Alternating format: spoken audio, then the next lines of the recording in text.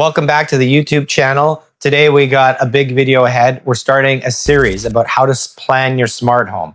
I made a lot of mistakes at the beginning, and I want you guys to avoid those mistakes and get your smart home working the best possible way. Today is episode 1. We're going to be talking about infrastructure. You need to have a strong foundation before you build a smart home.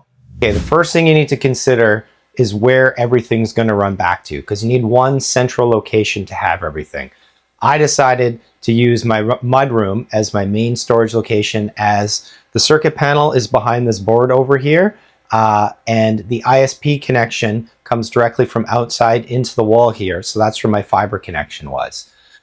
You do have the option of getting a fiber connection extension and running your fiber connection to a different room if where your fiber comes in is not an optimal location. But one thing you need to think about is where everything comes in does not need to be where your access point is, where Wi-Fi is distributed. A lot of people, if you're not doing a smart home, you're going to want your router to be central in your house, so you have good Wi-Fi throughout your house. But in this installation, this is just where all the wires come back to, and your access points and Wi-Fi are a completely separate entity.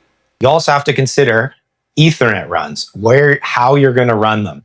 I put a pipe in a wall on my floor above me, which gave me access straight up to my attic, so I could serve all the top floor rooms through the attic and have runs that drop down through the walls to each of the top floor. For my main floor here and my basement, I had my basement ceiling pulled down a few years ago, so I was able to run all my wires throughout the floor before the ceiling went back up, which was able to service my basement and my main floor here. If you don't have access to that, it's going to be extremely difficult to run Ethernet wires, and it's a critical part for running your smart home correctly. So next you have to talk about how many Ethernet runs you need. Now that's a personal choice. I chose to have a lot. I have over 50 runs in my house, and that's generally overkill. Well, most people will say you just need one run to each room, but for major rooms like your entertainment rooms and offices, I think you need to have 2 to 3 to even 4 runs. Because if you want to have something with a dedicated 10 gig connection, which isn't necessary now, but maybe future gaming rigs will need that, it'd be great to have a dedicated connection for those things. And plus, if you have one Ethernet run and then one day somebody puts a nail in the wall and damages one of the runs and that run is dead, what are you going to do to have Ethernet to that room afterwards if you don't have a secondary run? So I really think you should have redundancy. For your bedrooms and stuff, I think 1 is more than enough. I put 1 to each of the bedrooms.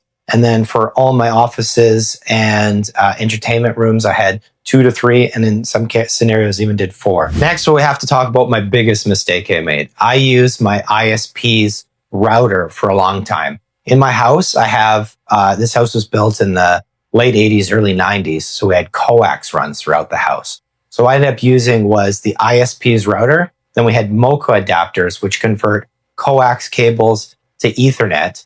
And I had 2 additional access points, 1 in the basement and 1 on the top floor. And what I thought is I have good Wi-Fi coverage. So I have 1 access point on the main floor, 1 access point on the top floor, and 1 access point in the basement.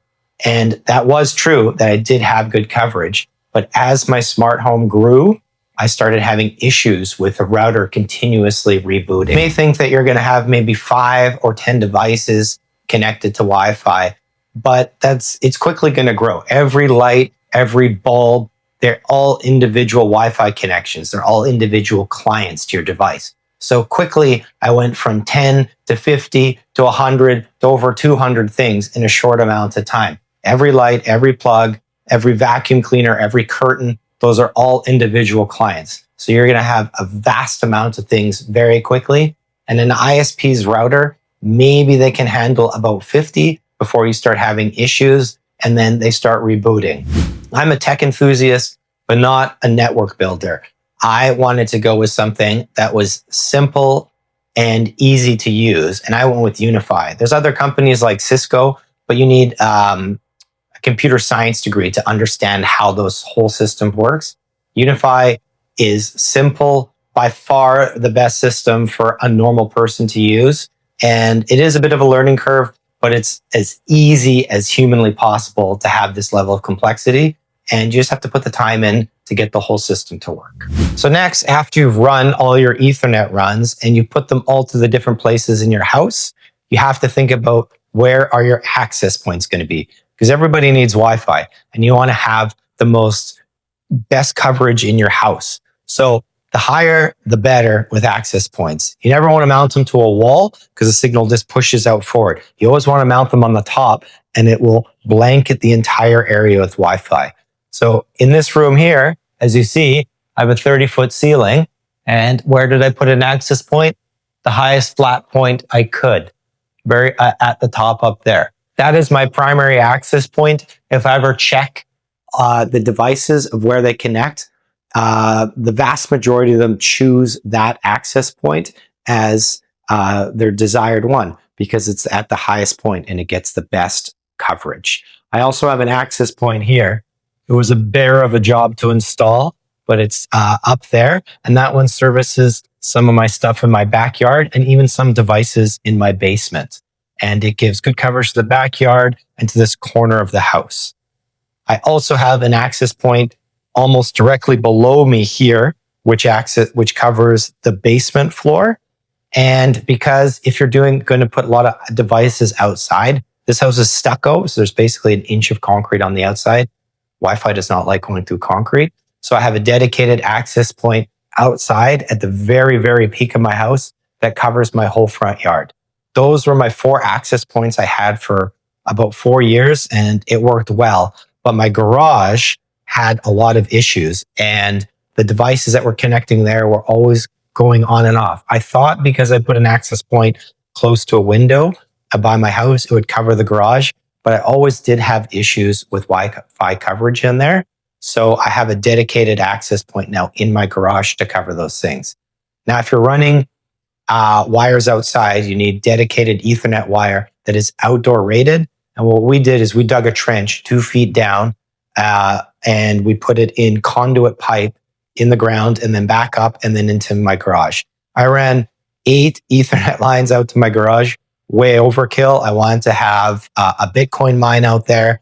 I have secondary devices that are running out there. I want to have computer servers running out there, access point, cameras, doorbells.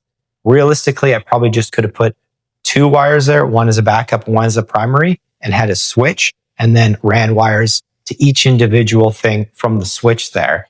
But back in those days, I didn't exactly know what I was doing as much, so I chose to run more wires. I definitely don't regret it. It was more work, maybe another few hours of work, and another $100 in cable, which is quite minimal.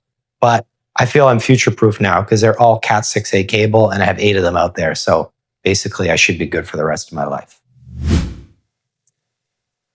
Welcome to my wine cellar. This is my little secret room in my house that I have that I put too much Ethernet cables, but it came out to be a blessing because I have a separate room inside here that I'm going to have dedicated for my NVR and for NASs because I brought too many Ethernet cables here, so I can create a secondary rack inside that space. Here, I actually have the control for my television that is upstairs. It's a Samsung frame. It's a little bit tight in here. We got a lot of stuff. There's a fridge. But if you come all the way down here, you can see I have my box for my television here. And these are all additional Ethernet lines that I have. So my plan is to create a secondary rack in here with all those extra devices. So if anyone ever broke into my house, they wouldn't be able to find all the hard drives that all the security cameras are recording to. So that's a future plan for this place. It's a little bit messy. I got a lot of other projects on the go, as you can see, but that's the plan for this area. Okay, so I have quite a bit of smart lights outside. All these are smart lights here. I got smart LED paver lights that run around. Underneath all these steps are LEDs as well. These also, as you can see, are smart RGB lights as well. So all these things have access points actually hidden in the ground here. There's a little junction box that sits down here. And we need an access point to control it.